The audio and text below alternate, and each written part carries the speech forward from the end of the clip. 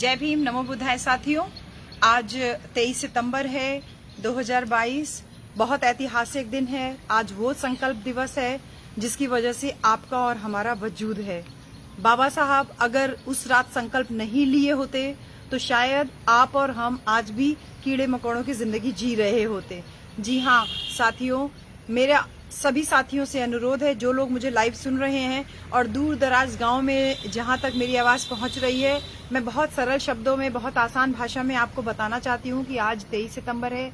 आज ही के दिन 1917 में बाबा साहब के साथ वो भेदभाव हुआ। इतनी बड़ी यूनिवर्सिटी से पढ़ के आने के बाद जब वो बड़ौदा के महाराज के यहाँ नौकरी करने गए और वहां पर उनको रात बिताने के लिए जगह नहीं मिली, कोई भी कमरा नहीं दे रहा था। इतना पढ़ने के बावजूद जाति का दंश इतना जबरदस्त था कि उनको कोई भी पूरे बड़ौदा में कोई भी कमरा देने को तैयार नहीं था।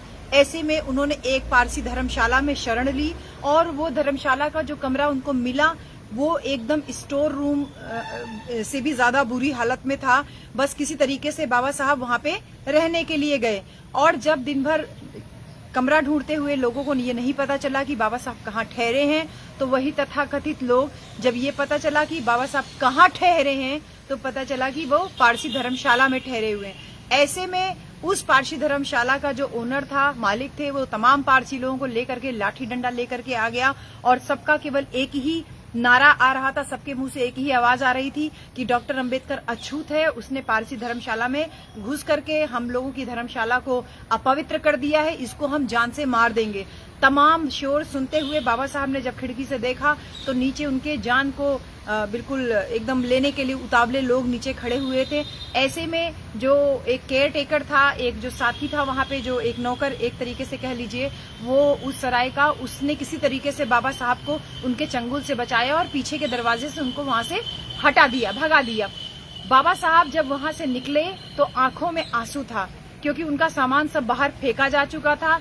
रात भर जब वो एक पेड़ के नीचे जब उन्होंने रात बिताई तो उनको लगा कि मैं इतना पढ़ा लिखा, मैं इतनी बड़ी विदेश से डिग्री लेकर के आया, इसके बावजूद मेरी जाति मेरी डिग्रियों के ऊपर भारी पड़ती है। ऐसे में मेरा वो समाज जो कि अनपढ़ है, जो कि जिसके पास कोई धन संपत्ति नहीं है, उसके साथ किस प्रकार का भेदभाव होता होगा। ये संकल्प बाबा साहब ने लिया कि मैं आज इस जगह पे ये संकल्प लेता हूं कि मैं अपना पूरा जीवन अपने समाज के लोगों को, जो दबे कुचले लोग हैं, जो वंचित समाज के लोग हैं, उनको हक दिलाने में अपना पूरा जीवन कुर्बान कर दूंगा और कोई भी रुकावट मेरे इस संकल्प को बाधित नहीं कर सकती है। साथियों, ये बहुत बड़ा संकल्प था। आज हमारे साथ नौकरियों में तमाम तरीके का भेदभाव होता है, तमाम तरीके का एनएफएस के बहुत सारे मैसेजेस इस दौरान मैं देख रही हूँ व्हाट्सएप और फेसबुक वगैरह पे। लेकिन जिन यूनिवर्सिटीज में ये सब हो रहा है वहां पे भी जो हमारे समाज के लोग हैं आवाज नहीं उठा रहे हैं। एक बार जरा सोच के देखिए कि अगर बाबा साहब ने उस दिन संकल्प नहीं लिया होता तो क्या आप और हम इन सरकारी संस्थानों में नौकरी करने के लायक होते? आपको पता है, मैंने तमाम अपने जो गांव में हम लोग और शहरों में मीटिंग करते हैं, तमाम जगह मैंने ये बात बोली कि बाबा साहब एक के बाद एक अपने 4 बच्चों को खोए। जब चौथा पुत्र उनका राजरतन उनके हाथ में जब दम तोड़ा तो बाबा साहब बिल्कुल एकदम आंखों में उनके आंखों से आंसू एकदम रुकने का नाम नहीं ले रहे थे। पुत्र, बाबा साहब का ये स्टेटमेंट मैं आपको पढ़ के सुना रही हूँ। बाबा साहब ने कहा, पुत्र निधन से जो हमको आघात पहुंचा उसको जल्दी भूल जाना संभव नहीं है। अभी तक मेरे 3 पुत्र और 1 पुत्री शमशान भूमि तक पहुंचे हैं और ये सब मैंने इन्हीं हाथों से ये काम किया। जब भी ये यादें सताती हैं तो मन बहुत विचलित हो जाता है। उनके भविष्य के बारे में जो कुछ मैंने सोचा था वो सब धाराशायी हो गए।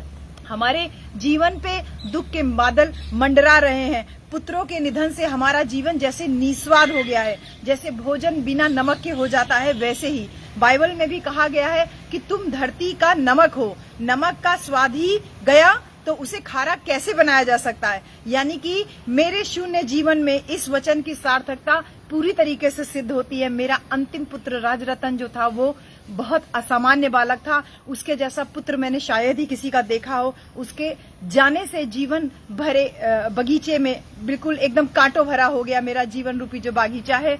दुख पीड़ित अवस्था के कारण मैं ज्यादा कुछ नहीं कह पा रहा हूँ, ज्यादा कुछ नहीं लिख पा रहा हूँ। ये संवेदना बाबा साहब ने व्यक्त की। सोचिए कि पुत्र का निधन भी जिसके संकल्प को डिगा नहीं पाया, ऐसे में बाबा साहब ने आपके और हमारे लिए संदेश दिया कि उनका पूरा जीवन संघर्ष ही आपके और हमारे लिए एक बहुत बड़ा लेसन है, एक हमारे लिए बहुत बड़ा विषय है, जिसको हम साक्षी मान करके अपनी लड़ाई लड़ें, अपने संघर्ष को लगातार जारी रखें। बाबा साहब ने मई 1926 में कोल्हापुर जिले के गोरेगांव तहसील में रहीतमपुर ग्राम में सतारा जिला महार सम्मेलन का जो अधिवेशन हुआ था, उसमें जो बाबा साहब ने कहा था वो उस संकल्प को आगे बढ़ा रहा है। बाबा साहब ने कहा कि जैसे जैसे अस्पृश्यों के हाथ में अधिकार आते जाएंगे वैसे वैसे उनकी अधिक प्रगति होने लगेगी। जेपी या सरकारी अफसर बन जाना प्रगति संभव कर सकने के लिए केवल एक निमित्त अथवा साधन बन सकते हैं। जो लोग कहते हैं कि सरकारी अफसर मत बनो, वे आपके दिमाग में फितूर पैदा कर रहे हैं। इसके पश्चात बाबा साहब ने अस्पृश्यों की प्रगति पे अपने विचार रखते हुए ये बोला कि अस्पृश्य और गैर ब्राह्मण, अस्पृश्य और गैर ब्राह्मण का मतलब SC, ST, OBC और माइनॉरिटी, यदि ये सब समाज मिलकर के अपनी प्रगति के लिए आंदोलन चलाएं तो वे उच्च वर्ग की दास्ता से आसानी से और जल्दी छुटकारा पा सकते हैं। मैं स्वयं मन और बुद्धि से ब्राह्मणों की गुलामी से मुक्त हो चुका हूं। मैं अपनी अज्ञानी और अंधी जनता के हाथ की छड़ी हूं।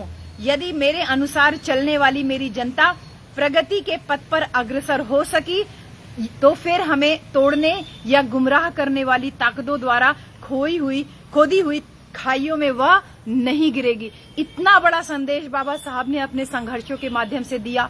इस संघर्ष को केवल एक व्यक्ति समझ पाया, वो थे साहब कांशीराम। साहब कांशीराम ने बाबा साहब की बात को 100% फॉलो किया। बोला कि SC, ST, OBC ये समाज, माइनॉरिटी, ये सब मिल करके आंदोलन चलाएं तो अपने दुखों की मुक्ति का रास्ता खोज सकते हैं। साहब ने SC, ST, OBC और माइनॉरिटी को इकट्ठा किया, 6,500 से ज्यादा बटी हुई जातियों को एक सूत्र में पिरोया और उसको बहुजन नाम दिया। और आज वो बहुजन समाज हाथी के समान जो विशाल है, सिर्फ अपने स्वयं के निजी स्वार्थों के कारण अपनी शक्ति का एहसास नहीं कर पा रहा। मेरा अपने समाज के, अपने बहुजन समाज के साथियों से अनुरोध है कि बाबा साहब को आज संकल्प दिवस पे तमाम जो संदेश आप लोग लिख रहे हैं कि मैं संकल्प करता हूं कि मैं बाबा साहब के बताए हुए रास्ते पे चलूंगा, तो ये संकल्प साथ में जरूर दोहराइए कि इस संघर्ष में किसी भी प्रकार की बाधा आएगी तो मैं उसका डट के सामना करूंगा। और इसके साथ ही साथ जो साहब कांशीराम ने कहा कि पे बैक टू सोसाइटी, वो आपको और हमको जरूर पे बैक टू सोसाइटी करना है। आप अपना समय दीजिए, समय नहीं है तो अपना धन दीजिए, तन मन धन से आप अपने समाज के लिए तत्पर रहिए। यही इस संकल्प दिवस पे मेरा आप लोगों को एक छोटा सा संदेश है। सभी साथियों को ढेर सारी मंगल कामनाएं, ढेर सारी शुभकामनाएं। जय भीम, नमो बुद्धाय, जय संविधान, जय कांशीराम।